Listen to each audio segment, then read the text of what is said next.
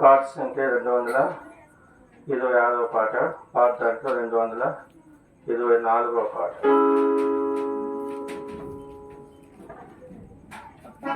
ఇక్కడేమని సంవత్సరాలు కదా కిందేమనేసి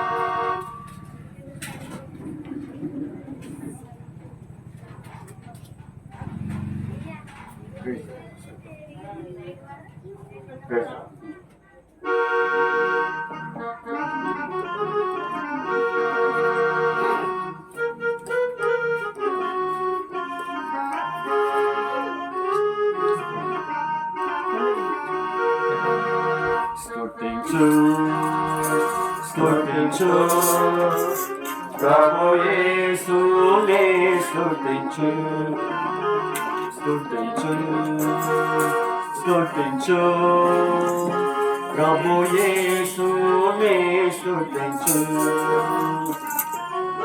నిన్ను నిమించి రూపము నీచిన సృష్టికర్తయని, నిన్ను నిమించి రూపము నీచిన సృష్టికర్తయని, జీవపు దాతాయనే నీ రక్షణకర్తయనే, జీవపు దాతాయనే నీ రక్షణకర్తయనే, నీ రక్షణకర్తయనే.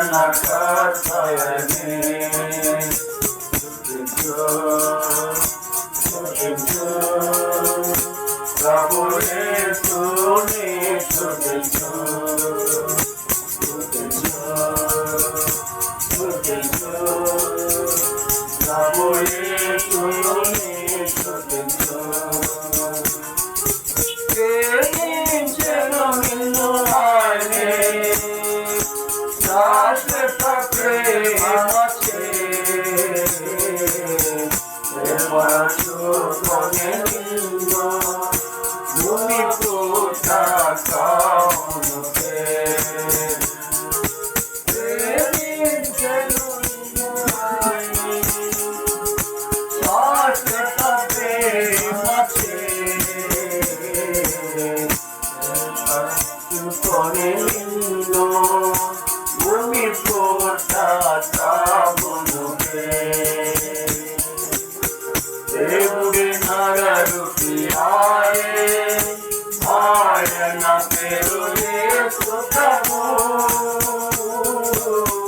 దేవుడి నగరుకి ఆయే, ఆయన పేరు యేసు ప్రభు, ఆయన పేరు యేసు ప్రభు.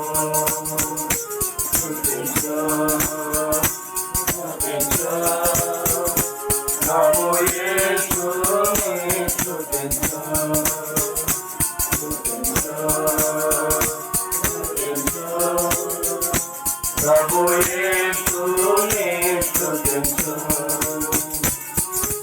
యాకోబును స్తుతించే, ఇశ్రాయేలును కొలిచే, నీకు తోడైయుండు భయపడకు మళ్ళీ పలికే.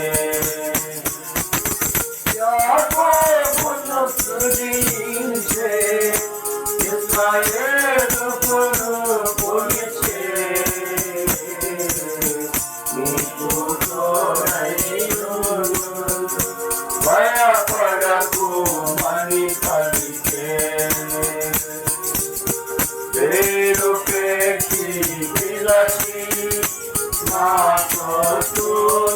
నీవనెను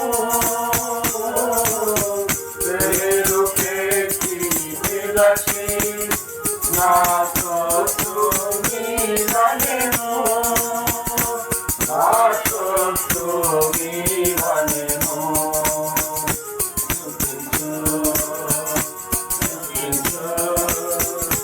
ప్రభు యేసుని స్తుతించు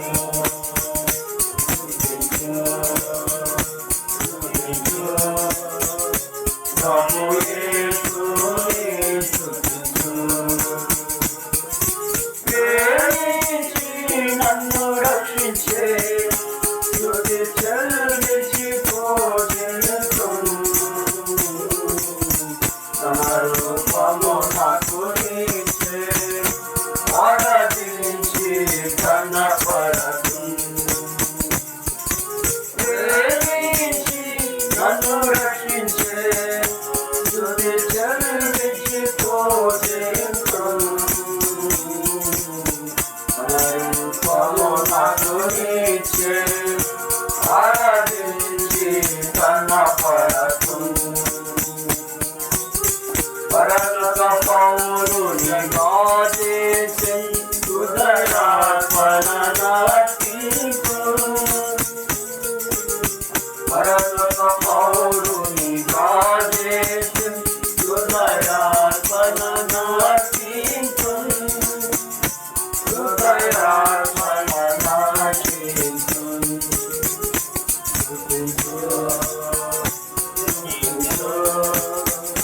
ప్రభు యేసుని స్తుతించు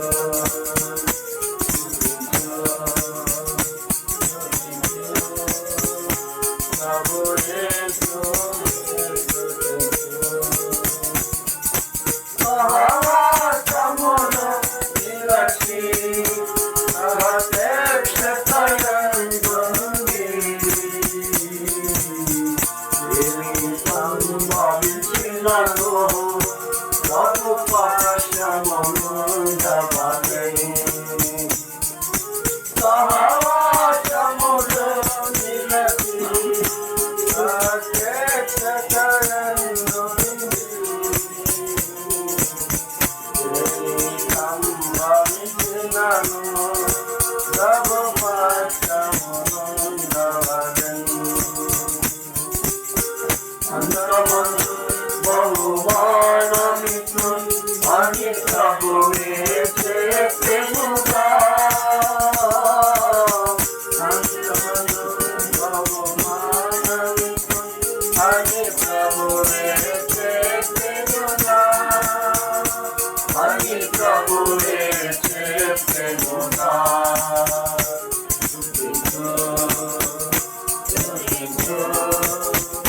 ప్రభు యేసుని స్తుతించు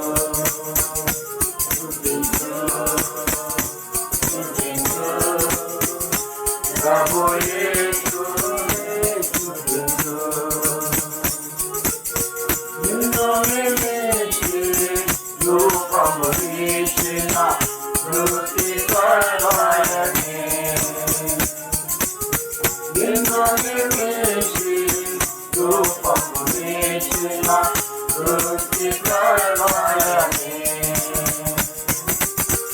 జీవము దాతాయనే నీ రక్షణ కర్తయనే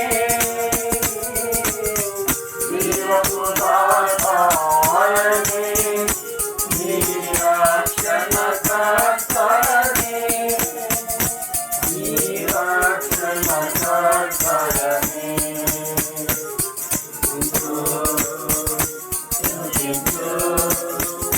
ప్రభు యేసుని స్తుతించు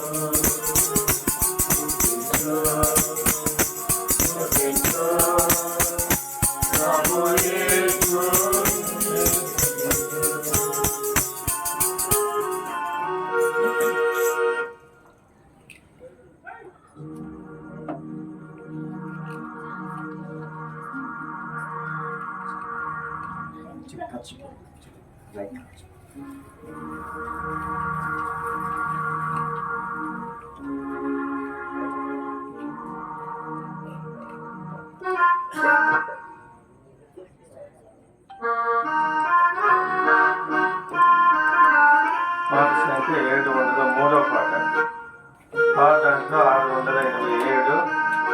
పాత దాంట్లో 687, కొత్త దాంట్లో 703 పాట.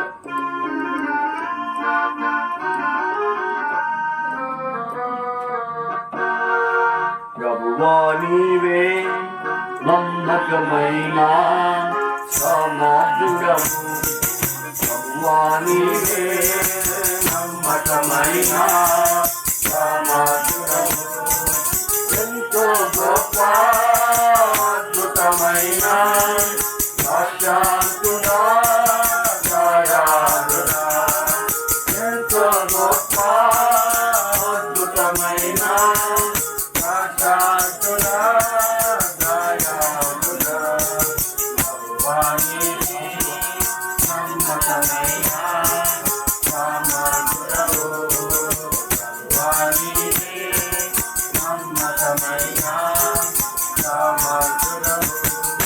చిరకాలమందు నివసించువారు నీ నామమున మోకరించురు, చిరకాలమందు నివసించువారు నీ నామమున మోకరించురు, మహిమపరచు దేవుని, మహిమపరచు దేవుని, అంగీకరించు ప్రతివాని శివ నీవే తీసువాముచు, అంగీకరించు ప్రతివాని శివ నీవే తీసువాముచు, వానివే నమ్మకమైన సమాధుడము, ప్రభువా నీవే నమ్మకమైన సమాధుడము, అపారమైన క్రియలు చేయుచు మమ్మల్ని పరిపాలించుచున్నాము, అపారమైన క్రియలు చేయుచు మమ్మల్ని పరిపాలించుచున్నాము, ప్రేమగల ప్రభువా, ప్రేమగల ప్రభువా, ఆశీర్వదింప యమున కలిగి గొప్ప రక్షణనిచ్చే, ఆశీర్వదింప యమున కలిగి గొప్ప రక్షణనిచ్చే,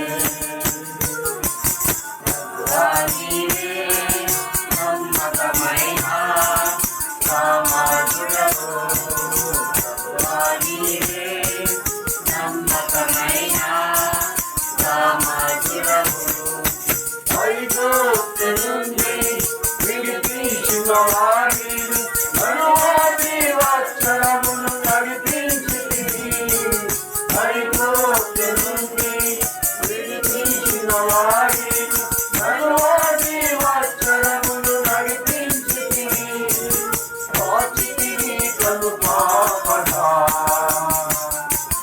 కాచితివి కను పాపదా, ఉంచి ఉన్నావు ఆదిగా వారి నీరాలోచన గోవారి, ఉంచి ఉన్నావు ఆదిగా వారి నీరాలోచన గోపారి, ప్రభువా నీవే నమ్మకమైన సమాధుడము, ప్రభువా నీవే నమ్మకమైన సమాధుడము, వరములు తెరచి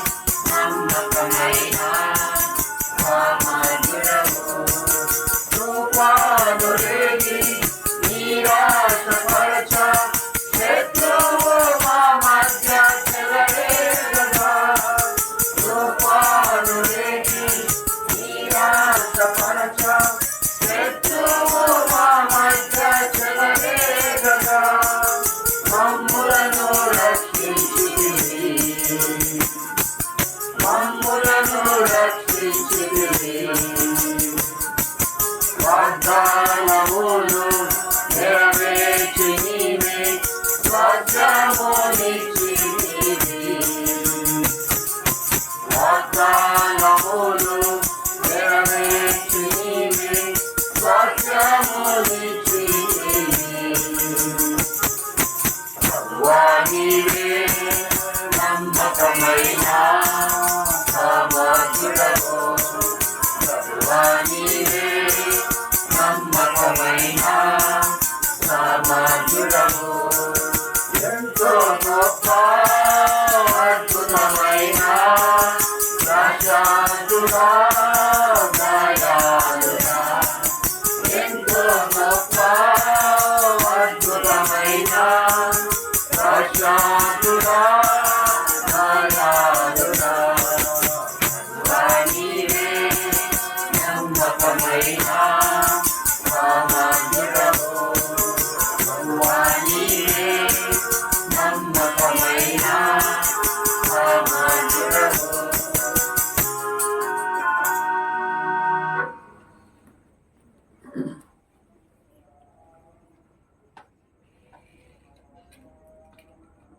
క్రీస్తు యేసు దయాళుడు ప్రభుత్వ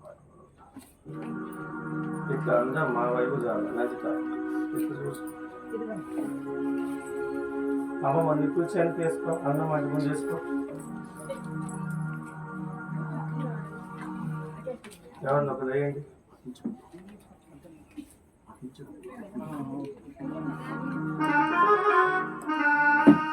అన్నం అడ్డం వేయండి.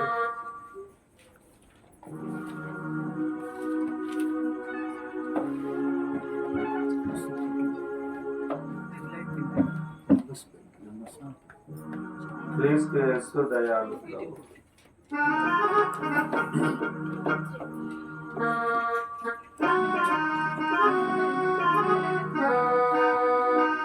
ఎనభై ఐదో పాట శివనిగా 85వ పాట.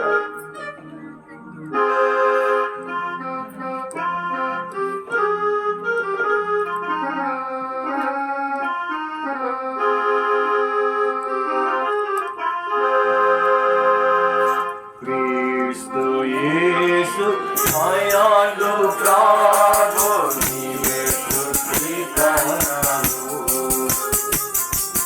నీవే మా రక్షకుడవు.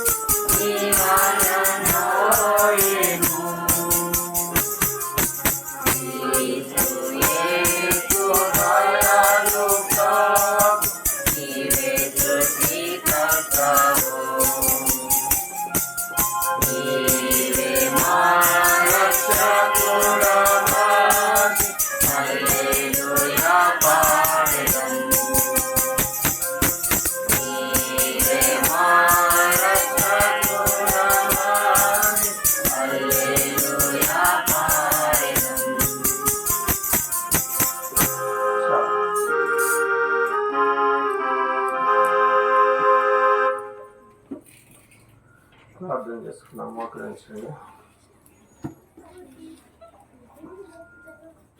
పట్టాభాన్ని వచ్చి ప్రార్థన చేస్తాం. వాక్యం కోసం ప్రార్థన చేస్తాం. పట్టాభాన్ని వచ్చి నిలబడి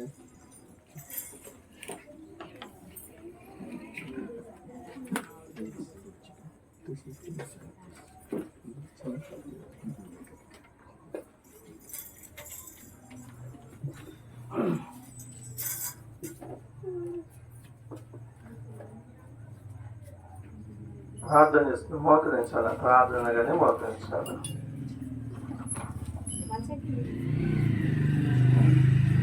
భూమి ఆకాశంలో సర్వలోకంలో సృష్టించిన నా ప్రియ పరలోకమందు నమస్కారం. నీ నామం పరిశుద్ధపరచబడిన నీ రాజ్యవంశం కాక, నీ చిత్తం పరలోకమందు నెరవేర్చబడినట్టు భూమి అందు నెరవేర్చబడిన కాక.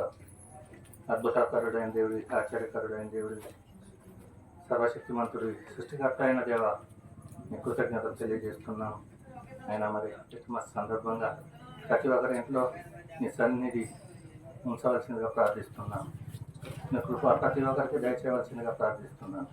సరే నాయన, నీ సేవకుల్ని ప్రతి ఒక్కరిని కూడా నాయన మన నోటి పాత్రగా బలంగా వాడుకోవాలి. నాయన మరి నిర్మల కేంద్ర ఇంట్లో నాయన మరి ఈరోజు గృహకృత సందర్భంగా ప్రతి ఒక్కరిని నాయన మన దేవ సన్నిధి ఇక్కడ నుంచి ప్రతి ఒక్కరిని జ్ఞాపకం చేసుకోవాల్సిందిగా ప్రార్థిస్తున్నాం. రావాల్సిన వాళ్ళని త్వరగా వచ్చేటట్టు ఆశీర్వదించండి. కనుక దాన్ని దయ చూపండి ప్రభువా. నాయన నీ సేవకుని నోటి పాత్రగా వాడుకొని చెప్పే వాక్యం ప్రతి ఒక్కరూ ఉదయంలో విత్తబడేటట్టు ఆశీర్వదించి దీవించవలసిందిగా ప్రార్థిస్తున్నాను. ఆయన వాక్యాన్ని ఫలించేటట్టుగా దీవించేటట్టుగా ఆశీర్వదించవలసిందిగా ప్రార్థిస్తున్నాను. అయ్యా స్తుతి మహిమ గంట ప్రభావం నీకే తెలియదని ఇచ్చిన ప్రార్థన నీ పాత్రాన్ని తెచ్చుకోమని నదిరేదైన ఏసే శ్రేష్టమైన వాళ్ళు బ్రతిమలాడి అడిగి వేడుకుంటున్నాము. అందరు కర్మతాన్ని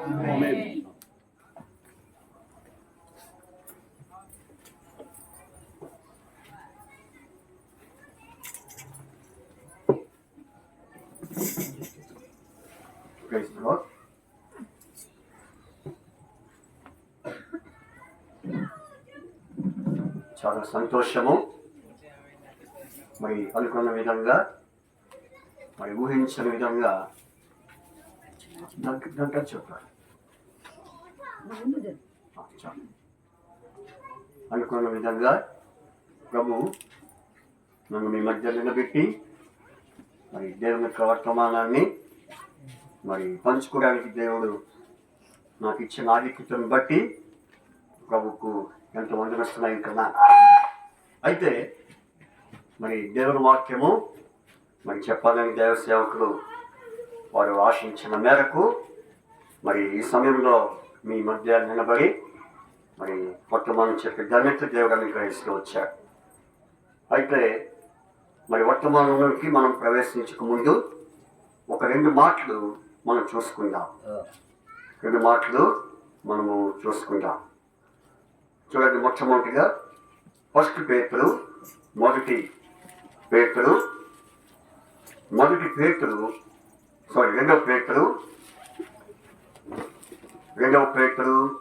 19వ అధ్యాయం. 2 Peter chapter 1 verse 19. 2 పేతురు మరి 1వ అధ్యాయము 19వ వచనం. మరియు ఇంతకంటే స్థిరమైన ప్రవచన వాక్యము మనకున్నది, తెల్లవారి వేకువ చుక్క మీ హృదయంలో ఉదయించే వరకు ఆ వాక్యము చీకటి గల చోటున వెలిగించు దీపమైనట్టున్నది. దాని యందు మీరు లక్ష్యం మించిన ఎడల మీకు మేలు. ఈ వాక్యం ఒకసారి చదువుకుందాం. అందరూ ఒకసారి గట్టిగా బిగ్గరగా మరి మీ భాగాన్ని మీరు చదవడానికి ప్రయత్నం చేయండి. 2 పేతురు 1:19. మరియు అదంటే స్థిరమైన ప్రవచన వాక్యం మనకున్నది, తెల్లవారి వేకువ చుక్క మీ హృదయంలో ఉదయించే వరకు ఆ వాక్యము చీకటి గల చోటున వెలిగించే దీపమై ఉంటున్నది. దాని యందు మీరు లక్ష్యం ఉంచిన ఎడల మీకు మేలు. దాని యందు లక్ష్యం ఉంచిన ఎడల మీకు మేలు. 2వ వాక్యం 2 సమూయేలు 2 Samuel chapter 4. చూడండి, 2 సమూయేలు 7వ అధ్యాయం, 2వ సమూయేలు 7వ అధ్యాయము మరి 18వ వచనం చివరి మాట, అలాగే 19వ వచనం మొదటి మాట చదువుకుందాం. అలాగే 29వ వచనం చదువుకుందాం. 2వ సమూయేలు 7వ అధ్యాయము మరి 18వ వచనము చివరి మాట, 19వ వచనము మొదటి మాట, అట్లాగే 29వ మాట చదువుకుందాం. నా ప్రభువా యెహోవా, నీవింతగా నన్ను హెచ్చించుటకు నేనెంతటి వాడను, నా కుటుంబము ఏ పాటిది, నా కుటుంబము ఏ పాటిది. హెచ్చించుటకు నేనెంతటి వాడను, నా కుటుంబము ఏ పాటి. 12వ వచనం, ఇంతగా హెచ్చించి హెచ్చుగా చేసినదంతయు నీ దృష్టికి కొంచెమై మానవుల పద్ధతులను బట్టి బహుకాలము జరిగిన తరువాత నీ దాసులైన నా సంతానమునకు కలుగబో దాని గురించి నీవు సెలవిచ్చి ఉన్నావు. యెహోవా నా ప్రభువా దావీదును నేను ఇక నీతో ఏమి చెప్పుదును. కాబట్టి ఇక నీతో ఏమి చెప్పు. 29వ వచనం చదవండి దయచేసి. నీ దాసులైన నా కుటుంబము నిత్యము నీ సన్నిధి ఉండినట్లుగా దానిని ఆశీర్వదించము. యెహోవా నా ప్రభువా నీవు సెలవిచ్చి ఉన్నావు. నీ ఆశీర్వాదం నుండి నా కుటుంబము నిత్యము ఆశీర్వదించబడును గాక. దేవుడు చెల్లిన వాక్య భాగం దీవించి ఆశీర్వదించి ఈ రాత్రి సహోదరి మరి నిర్మలక్క వారి గృహమునందు మరి దేవుడి తన వాక్యం ద్వారా ఈ చివరి దినాల్లో అనగా 2024వ సంవత్సరం మరి డిసెంబర్ మరి చివరి మాసంలో మరి దేవుని యొక్క వర్తమానాలు వినే జనకి దేవుడు మనకు అనుగ్రహిస్తూ వచ్చాడు. అయితే ఈరోజు ఎన్నో మీటింగు, రెండవ మీటింగ్. ఫస్ట్ మీటింగ్ అయిపోయింది నిన్న రాత్రి, ఈ రోజు ఇక్కడ 2వ మీటింగు. అట్లాగా 15 రోజులు కంటిన్యూస్గా మరి మీ గృహాల్లో ఈ కూడికలు పెట్టుకోవడానికి దేవుడి తన దాసుని ద్వారా ఇచ్చిన ఈ గొప్ప భాగ్యమును బట్టి మనం ఎంతో దేవునికి కృతజ్ఞతాస్తులు చెల్లించే వారంగా ఉంటున్నాం. అయితే చదవబడిన 2 వాక్యములు, ఒక వాక్యమేమో మరి 2వ పేతురు 1:19 ఇంతకంటే స్థిరమైన ప్రవచన వాక్యం మనకు ఉన్నది. ఇంతకంటే స్థిరమైన ప్రవచన వాక్యము, అది దేని గురించినటువంటి ఆ ప్రవచన వాక్యం అంటే తెల్లవారి వేకువ చుక్క మీ హృదయాల్లో ఉదయించే వరకు. కాబట్టి ఉదయించినట్లు కనుక మరి అదేమో ఎవరి గురించి రాయబడింది, వేకువ చుక్క అనేది నేను తర్వాత చెప్తాను. తర్వాత 2వ వాక్యము కుటుంబం గురించి. అంటే కుటుంబము, ఎవరి కుటుంబం ఇక్కడ బైబిల్లో దావీదు కుటుంబం అని ఉంది. కానీ అయితే ఇప్పుడు మనకు చేరి వచ్చిన ఈ కుటుంబం ఎవరు చెప్పండి? నిర్మలక్క సిస్టర్ నిర్మల గారు, అలాగే అన్న మరి మధ్యకాలంలో మరి దేవుని సన్నిధికి ఆయన కొనుకోబడ్డారు. అయినప్పటికీ కూడా దేవుడు వారి కుటుంబాన్ని తండ్రిగా, భర్తగా, కొండగా, మరి అండగా అన్ని విషయాల్లో దేవుడు వారి కుటుంబాన్ని ఏం చేశాడు? కాపాడుచు భద్రపరుస్తూ ఈ రోజు వరకు కూడా కుటుంబాన్ని మరి దేవుడు ఎంతగానో మరి దీవిస్తూ వచ్చాడు. అదే సమయంలో ఆదిత్య కూడా, అక్క వాళ్ళ కుమారుడు ఆదిత్య విషయంలో కూడా దేవుడు ఎంతో గొప్ప కార్యం చేశాడు. వారి కుటుంబముగా వారు చేసి మరి ఏర్పాటు చేయబడి వారికి కుమారుడు అబ్బాయి బాబు, దేవుడు బాబును కూడా అనుగ్రహించాడు. అట్లాగే పాప మరి ఆదిత్య వాళ్ళ సిస్టర్, మరి ఆ పాప మరి ఆ పాప కూడా కుటుంబముగా అయింది. చాలా ఆశ్చర్యం. వీళ్ళిద్దరు కుటుంబానికి అయ్యారంటే ఆశ్చర్యమే మీ అందరికి. ఎందుకని మీ ముందు పుట్టి మీ ముందు పెరిగి ఈ రోజున ఏమైపోయారు? వాళ్ళు కుటుంబీకులు అయిపోయారు. కాబట్టి ఇప్పుడు ఎన్ని కుటుంబాలు వచ్చినాయి? ఒక ఇంట్లో ఎన్ని కుటుంబాలు? 3 కుటుంబాలు అయింది. ఫస్ట్ కుటుంబం తల్లిదండ్రులుగా నిర్మలక్క వాళ్ళు, 2వ కుటుంబం ఆదిత్య, 3వ కుటుంబం ఎవరు? మంజు. కాబట్టి మంజు కుమార్తె, మంజు కుటుంబం. అలాగే వారి కుటుంబంతో కలిసి మనందరం కుటుంబాలుగా మరి దేవుని కుటుంబముగా ఈ రాత్రి ఇక్కడ కూడుకొని దేవునికి కృతజ్ఞతాస్తులు చెల్లిస్తూ, అలాగే మరి ఈ యొక్క క్రిస్మస్ దినాలు మరి ఆరంభమైన కనుక మరి ఈ క్రిస్మస్ దినాల్లో దేవునికి వాక్యం వినే ధన్యత దేవుడు మనకు ఎంతో అనుగ్రహిస్తూ వచ్చాడు. సరే, ఇప్పుడు మనం చదివినటువంటి వాక్యం ఏంటంటే మరి మొదటి పేతురు రెండవ పేతురు 1:19 రెండవ పేతురు 1:19 మరియు ఇంతకంటే స్థిరమైన ప్రవచన వాక్యము మనకున్నది. తెల్లవారి వేకువ చుక్క మీ హృదయములలో ఉదయించే వరకు ఆ వాక్యము చీకటి గల చోటున వెలిగించు దీపమైనట్టున్నది. దాని యందు మీరు లక్ష్యం ఉంచిన ఎడల మీకు. కాబట్టి ఇది ఒక వాక్యం ఉంది. ఏ వాక్యం అది? ప్రవచన వాక్యం. ఏ వాక్యము? ప్రవచన వాక్యం. ప్రవచన వాక్యం అంటే ముందుగానే తెలియపరిచే దాన్ని ఏమంటారు? పాత నిబంధనలో ప్రవచనము అంటే ముందుగా మరి చెప్పబోయే మాటలే, ముందుగా ఇవ్వబోయే మరి ఇస్తున్న స్టేట్మెంట్, దాన్ని ఏమంటారంటే ప్రవచనము. ఇప్పుడు ఇక్కడ ఎవరి గురించిన ప్రవచన వాక్యము అంటే మరి తెల్లవారి వేకువ చుక్క. ఆ వేకువ చుక్కే అనగా అంటే నక్షత్రం. వేకువ చుక్క అంటే అర్థం ఏంటి? చుక్క అనగానే మనకేం గుర్తు వస్తుంది? చెప్పండి, నక్షత్రం. కాబట్టి ఈ నక్షత్రము ఎవరి గురించి రాయబడింది అంటే మరి ప్రభు అయిన యేసుక్రీస్తు గురించి రాయబడింది. దానికి ముందుగా నలుగురు ప్రవచించారు యేసు ప్రభు వారి యొక్క మరి చుక్క గురించి. పాత నిబంధనలో మరి 4 వ్యక్తులు ప్రవచించారు. ఎవరి గురించి అంటే యేసు ప్రభు గురించి. యేసు ప్రభు వారు ఈ భూలోకంలో జన్మించక ముందుగానే ఎవరి ద్వారా అంటే ప్రవక్తల ద్వారా మరి ప్రభు మరి ఆయన ఈ లోకం జన్మించక ముందే ప్రవచించడం అనేది మనం చూస్తాం. సంఖ్యాకాండం 24వ అధ్యాయం మరి 19వ వచనం నుంచి 17వ వచనం వరకు చూస్తే అదంతా ఇప్పుడు మనకు కొద్దిగానే మరి చూస్తే అక్కడ ఏమని రాబడిందంటే యాకోబులో ఉదయించు నక్షత్రము. అదొక ప్రవచనం. చూడండి, సంఖ్యాకాండము 24వ అధ్యాయం 15వ వచనం నుంచి 17వ వచనాలన్నీ మనం చదువుకునే సమయం లేదు కాబట్టి మీరు ఇంటికి వెళ్ళిన చూసుకోండి. అదంతా కూడా ఎవరి గురించి రాయబడిందంటే యేసు ప్రభు గురించి. యేసు ప్రభు గురించి చెప్తూ ఇక్కడ ఒక అద్భుతమైన మాట నా ఎమ్మడి చెప్పండి. 17వ వచనం నక్షత్రము. చెప్పండి, నక్షత్రము యాకోబులో ఉదయించెను. ఆ వేకువ చుక్క అనగా అర్థం ఏంటి? నక్షత్రం. ఆ నక్షత్రమే ఎవరంటే యాకోబులో ఉదయించెను.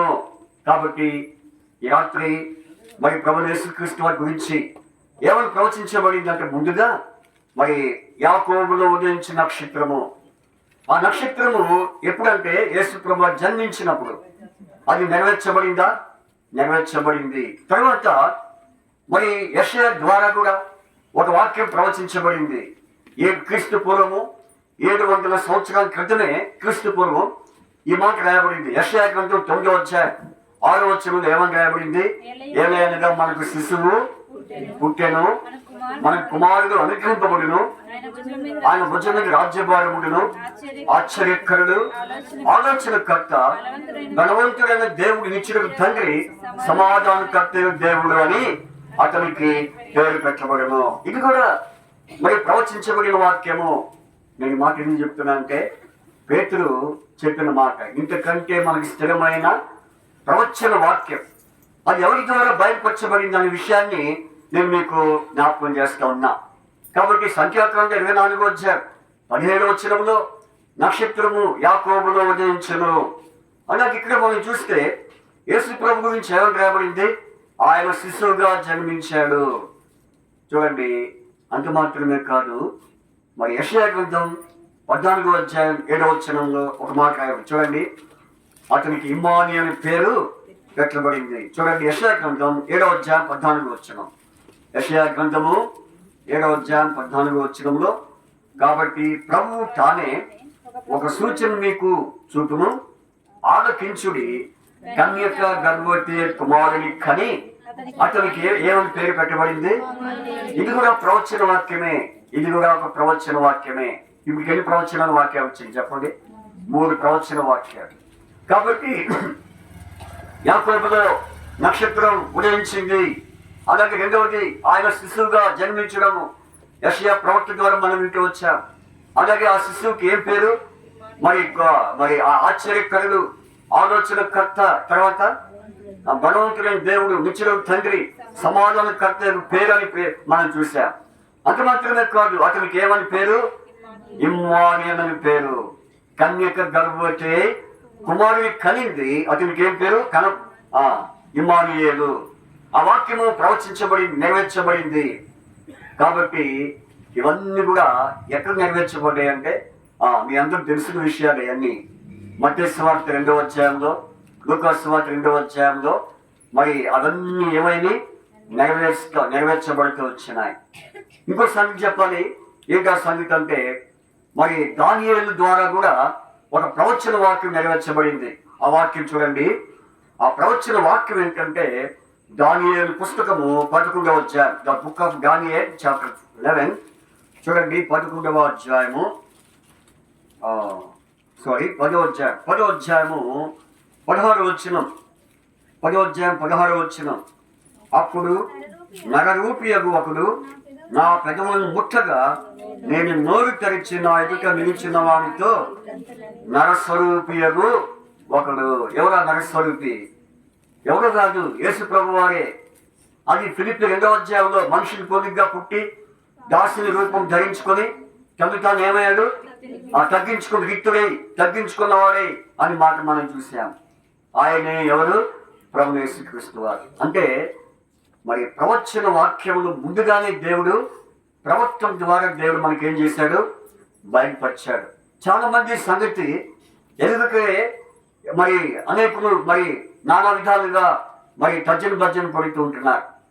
కాబట్టి క్రీస్తుకు పూర్వము అంటే యేసు ప్రభు వారి లోకములో జన్మించక ముందుగానే మనకి ప్రవచనాలు స్థిరంగా ఉంటూ వచ్చినాయి.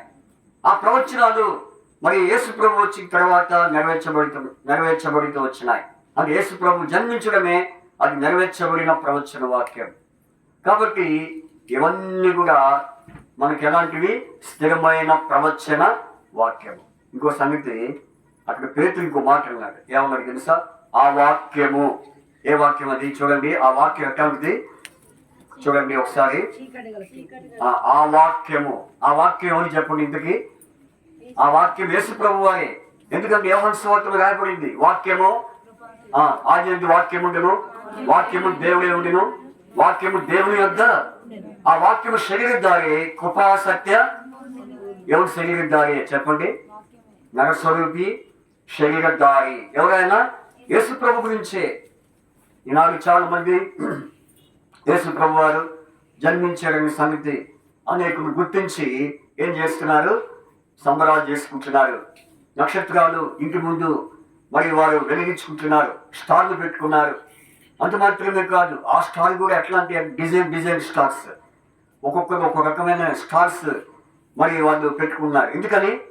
యేసు ప్రభు జన్మించినప్పుడు ఆ రోజు ఏమొచ్చింది? మరి నక్షత్రం తూర్పున ఏం పుట్టింది?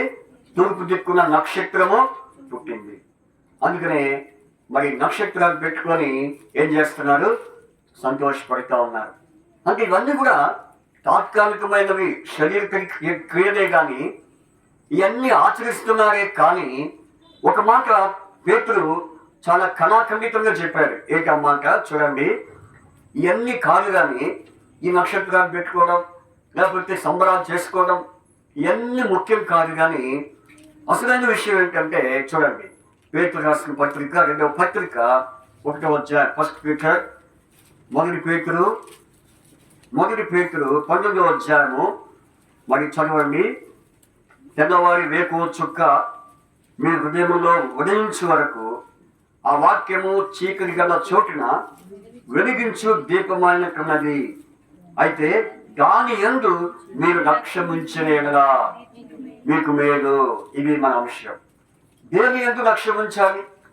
యేసు ప్రభు వారు ప్రవచన వాక్యము ప్రవచించబడిందని, తర్వాత వేకు చుక్కగా యేసు ప్రభు వారి లోకములో జన్మించాడని, తర్వాత మరి చూస్తే చీకటి గల చోటున ఆయన ఏమై ఉన్నాడు? వెలుగైన దేవుడని. ఇవన్నీ కూడా వీటన్నిటి విషయంలో మనం ఏం చేయాలి? లక్ష్యం ఉంచాలి. అంటే గమనిక కలిగి ఉండాలి, ఆలోచన కలిగి ఉండాలి. కాబట్టి ఏదో మరి ప్రవచన వాక్యము, లేకపోతే మరి నక్షత్రం పెట్టుకోవడము, లేకపోతే క్రిస్మస్ జరుపుకోవడం అనేది ముఖ్యం కాదు. కానీ అసలైన వాక్యం ఏంటిది? ఆ వాక్యము ఎలాంటిది? చీకటి గల చోటున వెలిగించు దీపమైనట్లున్నది. ఆ వాక్యమే ప్రభు అయిన యేసుక్రీస్తు వారు. ఇంకో విషయం చెప్పాలి, మరి ఆయన వేకో చుక్కే కానీ ఆ వేకో చుక్క ఎవరని చెప్పుకుంటున్నారు తెలుసా? యేసు ప్రభు వారు చెప్పుకుంటున్నారు. ఆ వేకో చుక్క ఎవరు కాదు, నేనే అని చెప్తున్నారు. ఎక్కడుంది అమ్మాట చెప్పండి? ఆయన చెప్పాడు. ఆ చుక్క ఎవరు కాదు, నేనే అని చెప్పాడు. ఎవరైనా చెప్తారా ఆ మాట ఎక్కడుందో? ఎవరైనా గుర్తున్నామని చెప్పండి. సరే, ప్రకటన గ్రంథము 22వ అధ్యాయము 16వ వచనం. రెవల్యూషన్ చాప్టర్ 11, ప్రకటన గ్రంథం 22వ అధ్యాయము 16వ వచనం. 22:16 చదవండి, అందరం చదువుదాం. చివరి పుస్తకము ప్రకటన గ్రంథం 22:16 చదవండి. సంఘముల కోసము ఈ సంగతులను గూర్చి మీకు సాక్ష్యం ఇచ్చుటకు యేసు అను నేను నా దూతను పంపి ఉన్నాను. నేను దావీదు చిగురును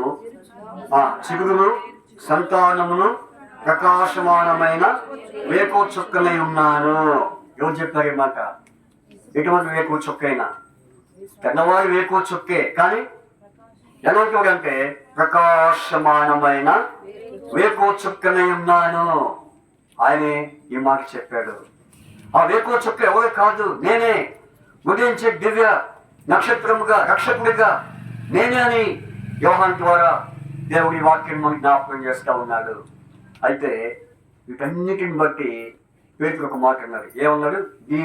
దాని యందు మీరు లక్ష్యముంచుడి.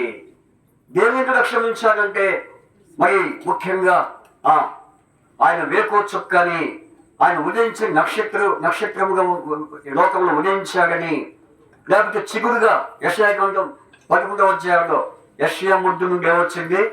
చిగురు. ఆ చిగురు ఎవరు? ప్రభు యేసుక్రీస్తు వారు. జకరియా కూడా చెప్పాడు ఒక ప్రవచన వాక్యం యేసు ప్రభు గురించి. జకరియా ద్వారా కూడా మనకి ప్రవచించబడింది. అంటే 8వ అధ్యాయంలో మనం చూస్తే ఆయన ఎవరు? చిగురు అని నా సేవకుడు. ఆ చిగురు ఎవరంటే ప్రభు అయిన యేసుక్రీస్తు వారు. సో ఇక ఈ విధంగా మరి మన పూర్వ ప్రవక్తల ద్వారా ప్రవచించడమే కాకుండా ఆ ప్రవచనము నెరవేర్చడానికి యేసు ప్రభు ఈ లోకానికి ఎలా వచ్చాడని చెప్పుకున్నాం. నరరూపిగా, శరీరధారిగా, ఆయన లోకంలో మరి శిశువుగా, మనిషి కుమారుడిగా, ఆయన రాజ్యభారం, ఆయన భుజం మీద ఏముంది? రాజ్యభారం ఉందని ఇవన్నీ మనం చెప్పుకుంటూ వచ్చారు. అయితే వీటన్నిటి మీద మనం ఏముంచాలి? లక్ష్యం ఉంచాలి. లక్ష్యం ఉంచితే మన జీవితానికి ఎంతో మేలు. కాబట్టి ఇక్కడ కూర్చున్న మనందరం కూడా యేసు ప్రభువు పుట్టాడని నమ్మాం. యేసు ప్రభువు ఈ లోకానికి వచ్చాడని ఎరగటమే కాదు, మనందరం కూడా రక్షణ పొంది ఉన్నాము. ఆయనను పర్వాలేదు, ఒకవేళ ఆయన ఈ లోకంలో జన్మించాడని అనుకున్నా పర్వాలేదు, రక్షణ పొందామని అనుకున్నా పర్వాలేదు. కానీ ఒక విషయం ఏంటంటే మనం ఏం చేయాలి? లక్ష్యం ఉంచాలి.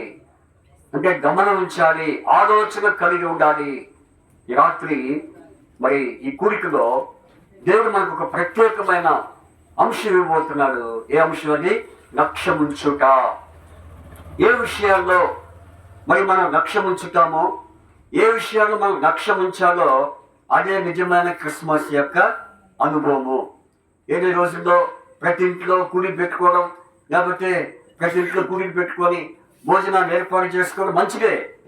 కానీ నిజమైనటువంటి మరి నిజమైనటువంటి లక్ష్యంలోనికి మనం రావాలని ప్రభు యొక్క హెచ్చరిక ఉంటుంది. కాబట్టి మరి పేతురు చెప్పినట్టుగా ఆ వాక్యాన్ని చదివి మనం ముందుకు వెళ్ళిపోదాం. చూడండి, 2వ పేతురు 1వ అధ్యాయము 19వ వచనం. నా చెప్పండి, దాని యందు మీరు లక్ష్యం ఉంచిన ఎడల మీకు మేలు. ఎవరికి మేలు? నాకా నీకా? ఎవరికి మేలు? లక్ష్యం ఉంచబడిన ప్రతి ఒక్కరికి మేలు. ఈ చివరి మరి 2వ సంవత్సరం 2024 సంవత్సరం చివరి మాసంలో దేవుడు మనం తీసుకొచ్చాడు. అయితే ఇంతకాలం ఏదో జరిగిపోయింది, ఏదో సాగిపోయింది, ఏదో మన జీవితాల్లో నెలలు దాటిపోయినాయి, సంవత్సరాలు దాటిపోయినాయి. కానీ అయితే ఒక తీర్మానం చేసుకొని పోదాం. ఈ గుడికి వచ్చిన మనందరికి కూడా మనకు ఒక విషయంలో తీర్మానం చేసుకుందాం. ఏ విషయాలను మనం లక్ష్యం ఉంచాలో, ఏ విషయాలు లక్ష్యం ఉంచితే మనకు మేలో అది రాత్రి మనం ధ్యానం చేసుకొని తీర్మానం చేసుకొని మరి మనం వెళ్ళిపోయే వారిగా ఉంటాం. కాబట్టి మరి మొత్తము 7 సంగతులు ఉన్నాయి. ఎన్ని సంగతులు? 7. అబ్బా 7 అన్నాడు. ఈ ఇంట్రడక్షన్కి ఉపోద్ఘాతానికి కొంత టైం అయిపోయింది. ఇప్పుడు 7 విషయాలంటే ఎప్పటికి అయిపోయిందో అనుకుంటారేమో. ఏం భయపడకండి, తొందరగా అన్న చెప్పిన సమయానికి ముగించేసుకుంటాం. అందుకనే పౌలు ఒక మాట అన్నాడు. ఆ మాట ఏంటంటే 24వ అధ్యాయం అపోస్తలుల కార్యాలు 24వ అధ్యాయం 4వ వచనం. ఎవరైనా చదవాలి బిగ్గరగా గట్టిగా గొంతున్న వాళ్ళు. 24:4 చదవండి ఎవరైనా. అపోస్తలుల కార్యాలు 24:4. యాక్ట్స్ చాప్టర్ 24 verse 4 చదవండి త్వరగా. మీరు చాలా స్లోగా ఉన్నారండి. తక్కువ ఎవరో ఒకరు చదవాలి. చదవండి. నేను తమకు ఎక్కువ ఆయాసము కలుగు చేయకుండా మేము క్లుప్తంగా చెప్పుకుని దానిని తమరు ఎప్పటి వలె శాంతముగా వినవన్నను వేడుకొనిచున్నాను. ఏమన్నాడు పౌలు? అర్థమైంది వాక్యం? నాన్న చెప్తారా? చెప్పండి. నేను తమకు ఎక్కువ ఆయాసం కలుగు చేయకుండా మేము క్లుప్తంగా చెప్పుకుని దానిని తమరు ఎప్పటి వలె శాంతముగా వినవద్దని వేడుకొనిచున్నాను. ఎవరు ఎందుకన్నాడు ఈ మాట? అంటే వాళ్ళు ఏం లేదు, శాంతం ఉందని చెప్పారా లేకపోవడం చెప్పారా? ఏం చూసి చెప్పారా వాళ్ళలో? మీరు శాంతంగా వింటారా అశాంతంగా వింటారా? అందుకే ముందుగానే వర్తమానంలో పోకముందు మాట చెప్పాడు. కాబట్టి మీకు ఆయాసం కలుగు చేయకుండా. ఆయాసం ఎందుకు వచ్చింది? ఎక్కువ చెప్తే ఆయాసం వచ్చింది. నిజమేనా అని చెప్పినట్టు. అందుకనే మీకు ఆయాసం చెప్పాము. మీరు జాగ్రత్తగా మరి క్లుప్తంగానే దేవుని వాక్యం మీకు వినిపిస్తాము. ఆ తర్వాత మరి మీరు ప్రశాంతంగా శాంతంగా వినాలని వేడుకొంచున్నాం. మీకు ఏదైనా ఇబ్బందులు ఉంటే చేసి చూపించండి, ముగించేస్తాను నేను. ఏమంటారు? కాబట్టి ఇప్పుడు చూపకండి. కనుక ఏదైనా మీకు మధ్యలో కొంచెం టైం దాటిపోయింది అంటే కొంచెం చూపించండి. కాబట్టి ఇప్పుడు మరి ఆనాడు పేతురు ద్వారా యేసు ప్రభు గురించి మనకు ప్రవచన వాక్యము మరి ప్రవచించబడింది. అవన్నీ మనం చూసుకుంటూ వచ్చాము.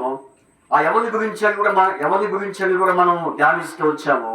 అయితే ఎవరి యందు మరి ఏ విషయాల యందు మనం లక్ష్యం ఉంచాలి? నిజమైన క్రిస్మస్ యొక్క ఆనందము, నిజమైన క్రిస్మస్ యొక్క అనుభవం ఏంటంటే లక్ష్యం ఉంచుట. నిజమైన క్రిస్మస్ యొక్క అనుభవం ఏంటి? మన హృదయాలలో నిజమైన క్రిస్మస్ జరుపుకోవడానికి కారణం ఏంటి? ఎలా జరుపుకోవాలి? ఏ విధంగా మనము సాగిపోవాలనేది మనం చూస్తూ వస్తాం. చూడండి, మొట్టమొదటిగా ఏ విషయాల్లో అయితే మనము మరి ధ్యానం ఉంచాలో అపోస్తలుల కార్యాలు చూడండి. మొట్టమొదటిగా హెబ్రీ పత్రిక 3:1. హెబ్రీ పత్రిక 3:1. హెబ్రీ పత్రిక 3వ అధ్యాయము 1వ వచనం. హెబ్రీ పత్రిక 3వ అధ్యాయము 1వ వచనం. అందరం చదువుదాం. చూడండి, హెబ్రీ పత్రిక 3వ అధ్యాయము 1వ వచనం చదవండి అందరూ. ఇందువలన పరలోక సంబంధమైన పిలుపులో పాలు పొందిన పరిశుద్ధ సహోదరులారా, మనం ఒప్పుకున్న దానికి అపోస్తలును ప్రధాన యాజకుడైన యేసు మీద లక్ష్యం ఉంచుడి. నా కూడా చెప్పండి. మనము ఒప్పుకున్న దానికి అపోస్తలును ప్రధాన యాజకుడైన యేసు మీద లక్ష్యం ఉంచుడి. ఎవరి మీద? యేసు మీద ఏముంచాలి? మరి వేటి మీద లక్ష్యం ఉంచకూడదు? ఈ నక్షత్రాల మీద, లేకపోతే పిండి వంటల మీద, బట్టల మీద, అంటే క్రిస్మస్ బట్టల గురించి, వీటి మీద కాదు. వీటన్నిటికన్నా ముఖ్యంగా ఏ విషయాలను మనం లక్ష్యం ఉంచాలో మనం చూసాం. ఫస్ట్ ఏ విషయము? యేసు మీద మనం ఏముంచాలి? లక్ష్యం ఉంచాలి. ఎందుకని? ప్రభు యేసుక్రీస్తు వారు ఆయన 2000 సంవత్సరాల క్రితమే ఈ లోకంలో నరవతారిగా, శరీరధారిగా, నరస్వరూపిగా ఆయన ఈ లోకంలో జీవించి అనేకుల కొరకు ఈ లోకంలో ఏం చేశాడు? మరి గొప్ప కార్యాలు చేశాడు. ఎన్నో సూచక్రియం చేశాడు, ఎన్నో మహత్కార్యాలు చేశాడు, ఎన్నో స్వస్థ కార్యాలు చేశాడు. చచ్చిపోయిన వారిని బతికించాడు, కుష్ఠరోగుల్ని, చాంద్రరోగుల్ని కలిగిన వారిని, ఉచి చేయగల వారిని, ఇవన్నీ కూడా ఆయన స్వస్థ కార్యాలు జరిగిస్తూ వచ్చాడు. అంత మాత్రమే కాదు, వీటన్నిటికంటే ఆయన వచ్చిన కార్యం ఏంటంటే మానవాళి పాపము నిమిత్తమై ఆయన తన ప్రాణాన్ని మన కొరకు దానముగా, ఆయన బలిగా దానముగా మన కొరకు అర్పించిన వాడిగా ఉన్నాడు. లేకపోతే ఆయన ఈ లోకానికి వచ్చేవాడు కాదు. చాలా మంది యేసు ప్రభు ఏమనుకుంటున్నారంటే యేసు ప్రభు మన కష్టాల కోసం వచ్చాడు, లేకపోతే యేసు ప్రభు మన దేవుడే కదా, యేసు ప్రభు వారు మన కులస్తుడే కదా, మన ఎస్సీ కులస్తు దేవుడు, లేకపోతే బీసీసీ కులస్తు దేవుడు. ఇట్లా ఎంతో మంది ఆయన గురించి అనుకుంటూ ఉంటారు. ఆయన కులానికి చెందిన దేవుడు కాదు, ఒక మతానికి చెందిన దేవుడు కాదు, ఒక ప్రాంతానికి చెందిన దేవుడు కాదు, ఒక వర్గానికి చెందిన దేవుడు కాదు, లేకపోతే ఒక దేశానికి చెందిన, ఒక ఊరికి చెందిన దేవుడు కాదు. ఎవరైనా యేసుక్రీస్తు అందరికీ ఏమై ఉన్నాడు? ప్రభువే ఉన్నాడు. ఈ ప్రభు యేసుక్రీస్తు వారు మన అందరి కొరకు ఏం చేస్తూ వచ్చాడు? తన యొక్క ప్రాణమును అర్పిస్తూ వచ్చాడు. కారణం ఏంటి? ఈ లోకంలో మానవులందరూ ఏమై ఉన్నారంట? పాపులై ఉన్నారు. వాస్తవానికి మనందరినీ యథార్థవంతుడిగా పుట్టించాడు కానీ, అయితే యథార్థవంతుడమైన మనలోనికి ఏం ప్రవేశించింది? పాపము. అందుకని యేసు అనగా అర్థం ఏంటి చెప్పండి? యేసు అనగా అర్థం ఏంటి? రక్షకుడు. తన ప్రజలను వారి పాపము నుండి ఆయన్ని రక్షించిన గనుక ఆయనకు యేసు అని పేరు పెట్టబడిను. ఎవరి ప్రజలు? తన ప్రజలే. ఇక్కడ కూర్చున్న మనందరం కూడా దేవుని ప్రజలమే, దేవుని ద్వారా సృజించబడిన వారమే, జన్మించిన వారమే. కానీ మనలో పాపము ప్రవేశించింది. ఎట్లా ప్రవేశించింది అంటారు చెప్పండి? ఎలా మనలో పాపం ప్రవేశించింది? ఎవరైనా చెప్పండి. మీరు ఎన్నోసార్లు సువార్తలు వినే ఉంటారు కాబట్టి పెద్ద కొత్త ఏం కాదు నేను చెప్పే విషయాలు. చెప్పండి, ఎలా ప్రవేశించింది? పాపం మనలో ఎలా ప్రవేశించింది? యాకోబు పత్రికలో రాయబడింది. యాకోబు దేవుడు దురాశ గర్భమును ధరించి పాపము కనును పాపం ఏమైంది? పరిపక్వమై మరణానికి దారి తీసింది. అంత మాత్రమే కాదు, ఆజ్ఞ అతిక్రమమే పాపమని, అలాగే మేలు చేయకపోవడము, చేయగలిగి ఉండి చేయకపోవడమే పాపము, అలాగే విశ్వాసం కానిదేదో అది పాపము, సకల దుర్నీతియు పాపము ఎన్ని కూడా బైబిల్లో రాయబడుతూ వచ్చినాయి. ఈ పాపాలన్నీ మనలో ప్రవేశించి ఏం చేసింది? చివరికి రెండవ మరణానికి దారి తీసింది. ఈ స్థితిని చూసిన ప్రభువు యేసుక్రీస్తు వారు ఈ లోకానికి వచ్చి మన యొక్క పాప నివారణ కొరకు తన ప్రాణం పెట్టి ఏం చేశాడు? శిలువలో ఆయన యొక్క దేహాన్ని మన కొరకు అప్పగించుకొని మరణించి మరి తర్వాత భూస్థాపన చేపడి తిరిగి ఏమయ్యాడు చెప్పండి? లేపబడ్డాడు. దాని అందే మనం ఏముంచాలి?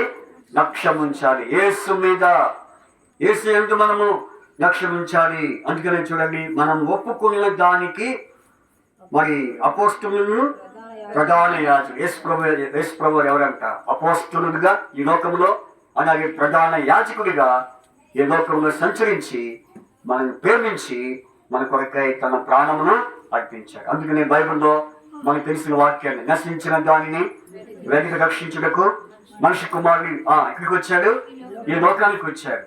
కాబట్టి నశించిపోయిన మనందరి జీవితాన్ని రక్షించడానికి, అంత మాత్రమే కాదు పాపం రక్షించుటకు క్రీస్తు యేసు లోకములకు వచ్చాను.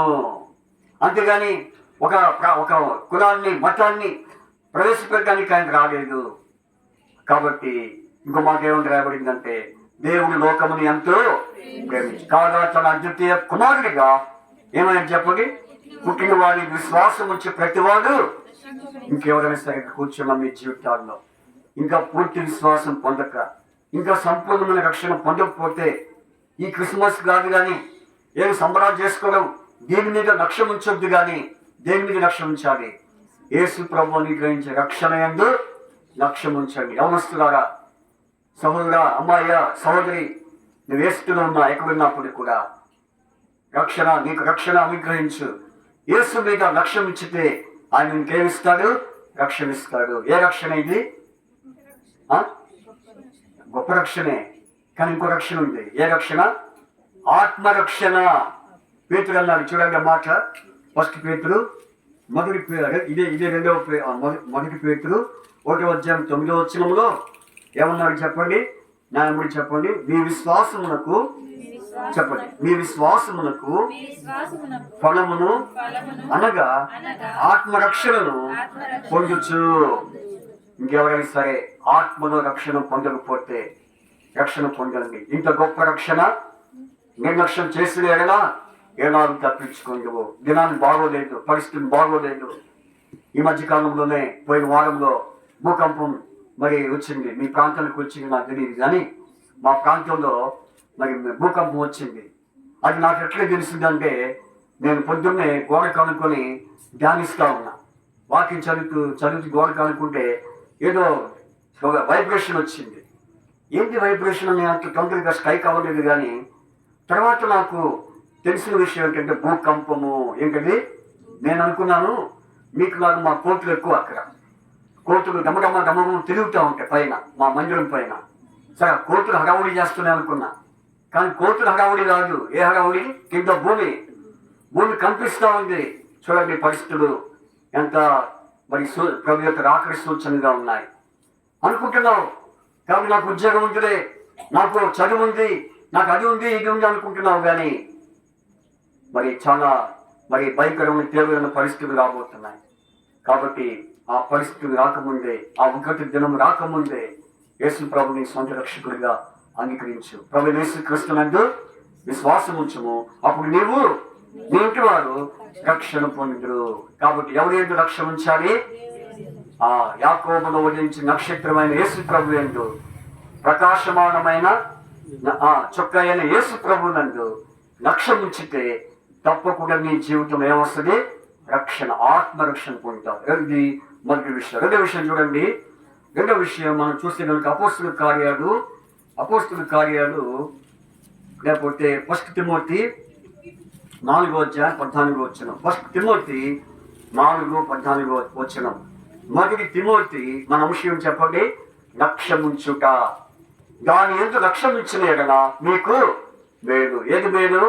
రక్షణ. యేసు ఎందుకు లక్ష్యం ఉంచితే మీకు రక్షణ, అదే మేలు. రెండవదిగా చూడండి 1 తిమోతి 4:14 మనం చదివండి. పెద్దలు హస్తనిక్షేపణము చేయగా ప్రవచన మూలముగా నీకు అనుగ్రహింపబడిన మీలో ఉన్న వరమును అలక్ష్యము చేయకము. నాయబడి చెప్పండి. పెద్దలు హస్తనిక్షేపణ చేయగా ప్రవచన మూలమున నీకు అనుగ్రహింపబడి నీలో ఉన్న వరమును అలక్ష్యము చేయకము. ఏం చేయకూడదు? లక్ష్యము అలక్ష్యం చేయకూడదు. ఏం చేయాలి? ఇక్కడ ఏముంది? లక్ష్యం లేదుగా, అలక్ష్యం ఉంది కదా అని కొంచెం కన్ఫ్యూజ్ అవుతున్నారా? అలక్ష్యము చేయకమంటే అర్థం ఏంటి? లక్ష్యముంచము. ఏ దేని యందు? నీకు అనుగ్రహింపబడిన నీలో ఉన్న వరము. కాబట్టి రక్షణ పొందిన ప్రతి ఒక్కరికి ప్రభు ఏమిస్తాడు?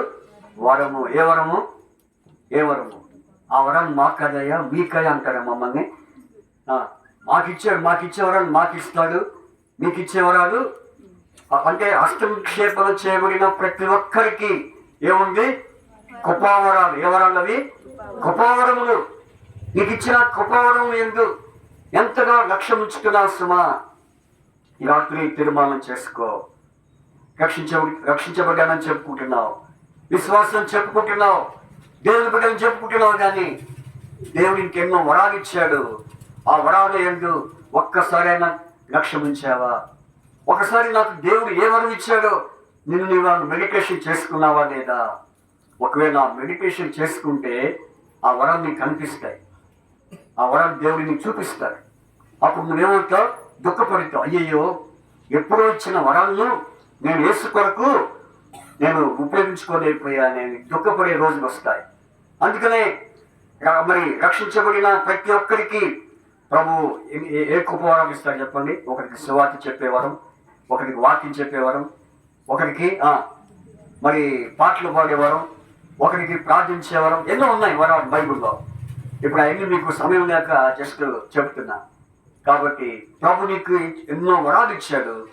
ఆ ఇచ్చిన వరాల్లో ఒక్క వరమైన సరిగ్గా నువ్వు తప్పకుండా మరి కొనసాగిస్తున్నావా? అందుకనే పౌలు తిమోతికి ఏమంటున్నాడు, మరి నీకు అనుగ్రహింపబడిన ప్రవచన మూలముగా, ఏ ప్రవచనం ఇది? మరి వరములు గూర్చిన ప్రవచనము.